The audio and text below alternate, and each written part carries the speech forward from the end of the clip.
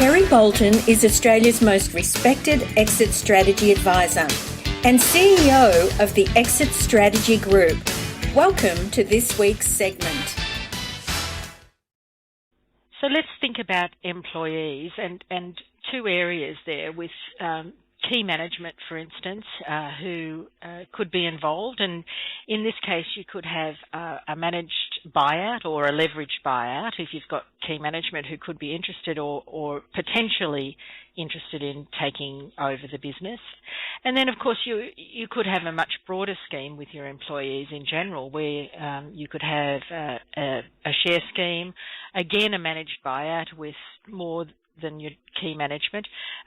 There are things like phantom share schemes, and there are also share bonuses that you can have in place to be able to make it attractive to your employees to be able to buy the business from you.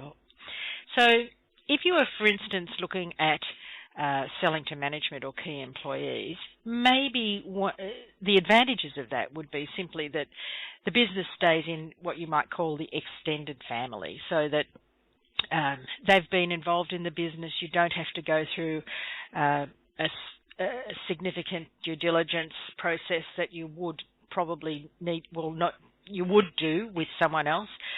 They know the business well and they can do a really good job of selling its merits to a lender, for instance, if they need an equity investor to help them buy the business out.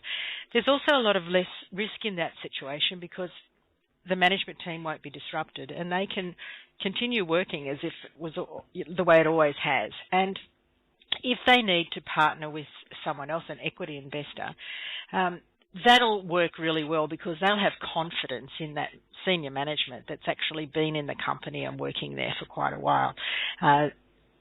They may need growth capital, so that's something always worthwhile considering. So if you were to look at the disadvantages, it could be that normally a lender requires members of the management team to contribute 30% or more of the purchase price in equity. That might be difficult in some circumstances, depending on how they're placed. And they may not be able to actually buy the business without outside help. So that type of participation can sometimes create cultural or management conflicts that need to be taken into account. And if the company's assets aren't great enough to be able to leverage the transaction and the management team can't actually make up the difference, then you might have to do something yourself. You might have to actually provide the, vendor finance, which is not unheard of these days at all. In fact, it's something that I would advocate could be well worthwhile considering. Another exit strategy involving your employees would be via an employee share scheme or an employee share plan, sometimes called an ESOP. So if you wanted to sell the business to a number or all of your employees rather than just the management team, you might find that an employee share scheme is a good way to actually cash out part or all of your interests in the business. One of the issues with these schemes, though, is, of course, that they're quite complex and they do require specialised setup with expert legal and taxation advice. Fundamentally, it means the employees can buy the shares as part of their employee share scheme. It's sometimes called an ESOP for short, ESOP, employee share scheme.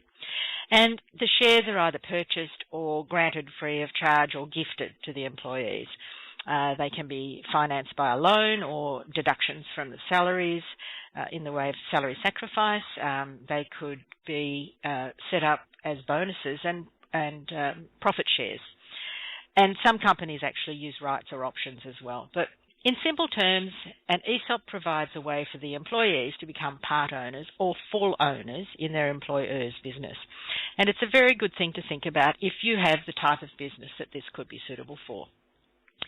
As I said, it's unfortunately quite complicated and it can be expensive to set up and maintain.